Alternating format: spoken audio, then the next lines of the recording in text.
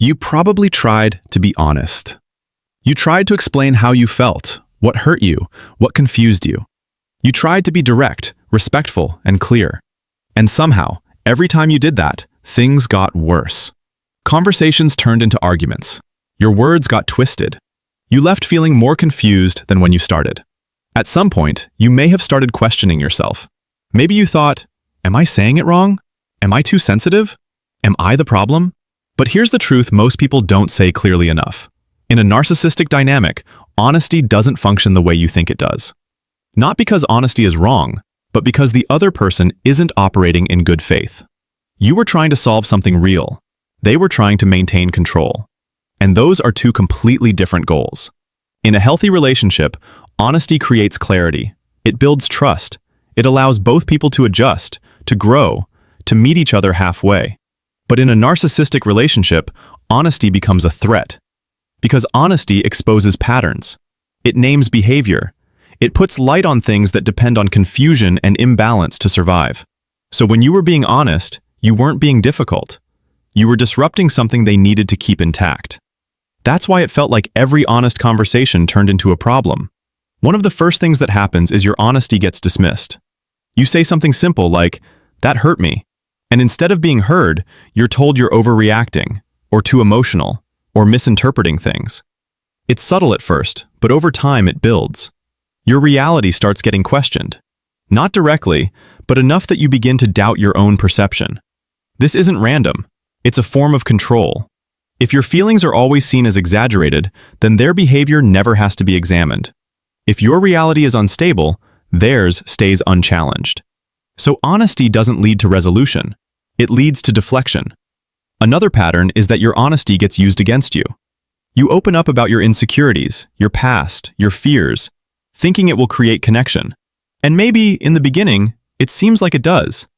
But later, those same things come back in arguments, subtle comments, comparisons, jabs that feel personal in a way you can't fully explain. What you shared in trust becomes material. This isn't accidental. It reflects a mindset where vulnerability isn't something to protect.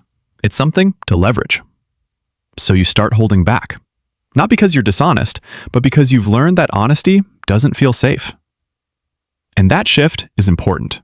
Because at some point, you begin to adapt to the environment instead of being yourself in it. Another layer is how honesty gets redirected.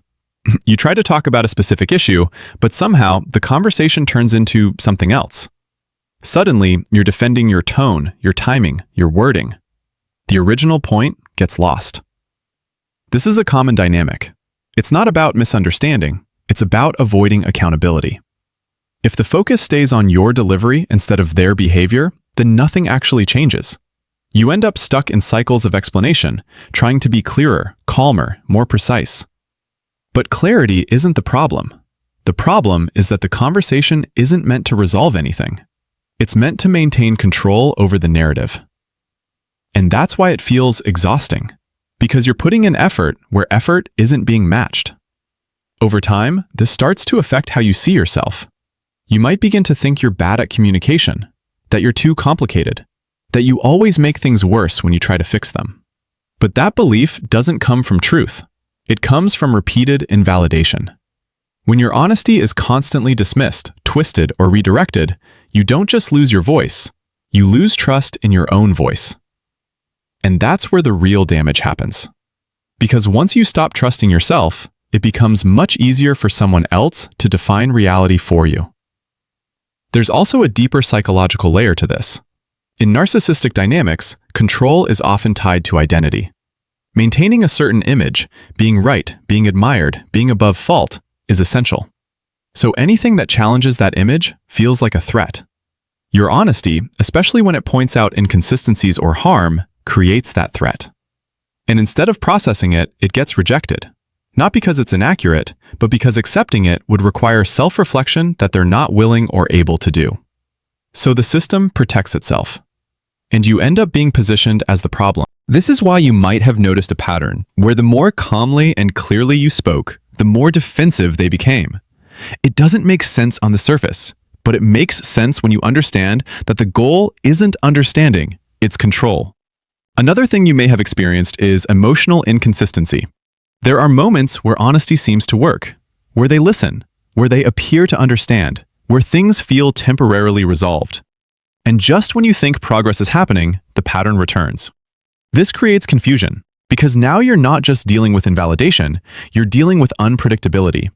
You start holding on to those brief moments of clarity, hoping they represent something real, something stable. But those moments don't last, because they're not rooted in genuine accountability. They're part of a cycle. And cycles keep you engaged. They keep you trying. They make it harder to step back because there's always a part of you that believes, maybe this time it will be different. But clarity doesn't come from moments. It comes from patterns. And when you look at the pattern, not the exceptions, things become clearer. Honesty didn't fail. It was never being received in a space that could handle it. This realization can feel heavy, because it means the effort you were putting in wasn't leading anywhere. Not because you didn't try hard enough, but because the structure itself was unbalanced. And that's a difficult thing to accept. But it's also where your clarity begins. Because once you understand that the issue wasn't your honesty, you can stop trying to fix something that isn't responsive to fixing. You can start shifting your focus. Instead of trying to be heard, you start observing. Instead of explaining more, you start stepping back. You begin to notice patterns without immediately reacting to them. This is where emotional detachment starts, not in a cold or disconnected way, but in a grounded and aware way. You stop expecting honesty to create change in a system that resists it. And instead, you use that honesty internally. You become honest with yourself about what's happening, about how it makes you feel, about what's actually changing and what isn't. This internal honesty is different. It doesn't depend on someone else agreeing with you. It doesn't get dismissed or redirected. It becomes your anchor. From there, boundaries start to make more sense, not as punishments or reactions, but as decisions.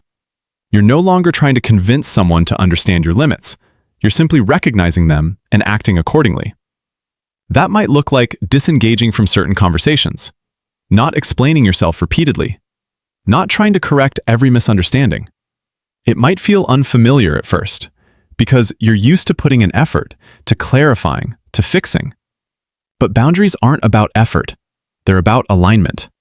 They reflect what you're willing to participate in and what you're not. And they don't require the other person to agree. They require you to be consistent. This is also where self-respect starts to rebuild.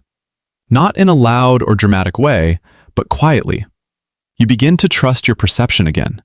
You stop second-guessing every feeling.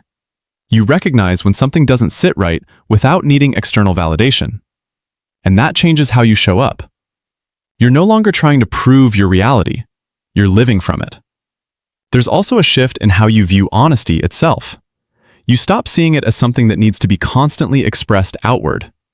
Instead, you understand that honesty has different roles. There's honesty for connection, and that requires a safe, reciprocal space. And there's honesty for clarity, and that exists within you, regardless of how others respond. When those two are mixed in the wrong environment, it leads to frustration. But when you separate them, things become clearer. You don't stop being honest. You just become more intentional about where that honesty goes. And that protects your energy. Because one of the most draining parts of this dynamic is the constant output. Explaining, clarifying, defending. When that slows down, you regain space. Space to think, to feel, to reset. And in that space, you start to see things more objectively. You notice patterns you missed before. You understand your reactions without judging them. You see how much you were carrying. And that awareness leads to a different kind of strength. Not the kind that argues or proves, but the kind that stands still. That doesn't get pulled into every reaction. That doesn't need to win every conversation. That simply knows. And that knowing changes everything. Because once you truly see the dynamic for what it is, it becomes harder to stay entangled in it the same way. You stop chasing clarity from someone who creates confusion.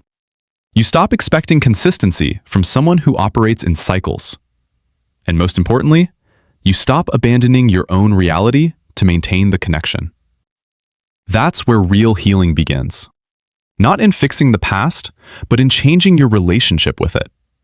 You start to process what happened without minimizing it. You allow yourself to feel the impact without staying stuck in it. You understand that what you experienced wasn't a failure of communication. It was a mismatch in emotional capacity and intention. And that distinction matters. Because it removes the blame you placed on yourself. It allows you to move forward without carrying the belief that you're difficult or too much. You were responding to something that didn't meet you where you were. And now, you get to choose differently. You get to choose environments where honesty is met with respect, not resistance. Where conversations lead somewhere, even if they're uncomfortable. Where your voice doesn't have to fight to exist. And that might take time. It might require distance, reflection, letting go of certain expectations. But it's possible. Because once you've seen the difference between control and connection, you can't unsee it. And that awareness becomes your guide. You don't need to force anything anymore. You don't need to prove your truth. You just need to stay aligned with it. And in that alignment, there's peace. Not because everything is perfect, but because you're no longer in conflict with yourself. You're no longer trying to make honesty work in a space that rejects it. You're using it where it actually matters, within you. And from that place, everything becomes simpler, clearer, lighter. You start to feel like yourself again. Not the version that was constantly explaining, adjusting, and doubting, but the version that understands, chooses, and trusts. And that's something no one can take from you.